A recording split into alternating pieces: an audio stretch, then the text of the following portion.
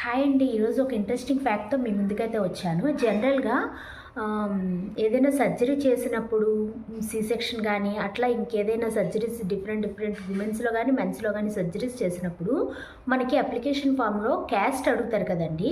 So, ఆ caste ఎందుకు అడుగుతారు అంటే, జనరల్‌గా అనస్థీషియా ఇస్తారు కదా! పర్టిక్యులర్ బాడీ పార్ట్స్‌లో ఒక బాడీ పార్ట్‌కి అనస్థీషియా ఇచ్చినప్పుడు వైశ్యాస్‌లో అయితే సుడోకొలినిస్ట్రస్ అనే డెఫిషియన్సీ ఉంటుందండి.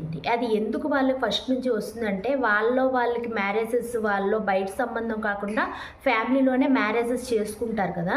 సో, అలా చేసుకోవడం కంటిన్యూ అవుతూ ఉండడం వల్ల వాళ్ళలోన సుడోకొలినిస్ట్రస్ అనే డెఫిషియన్సీ ఉంటుందంట.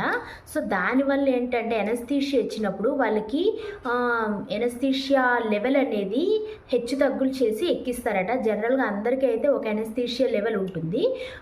ఆ వైశ్యాస్‌లో పర్టిక్యులర్ వైశ్య క్యాస్ట్ వాళ్ళకి మాత్రం అనస్థీషియా లెవెల్‌ని చేంజ్ చేసి ఇస్తారట. సో, అలా చేంజ్ చేసి ఇవ్వకపోవడం వల్ల ఏంటవుతుందంటే, వాళ్ళు ఒక్కొక్కసారి కోమాలోకి వెళ్ళిపోతారట. కొంతమంది అయితే చనిపోయే కేసెస్ కూడా ఉన్నాయి. అందువలన క్యాస్ట్ అడిగి అనస్థీషియా ఇస్తారు.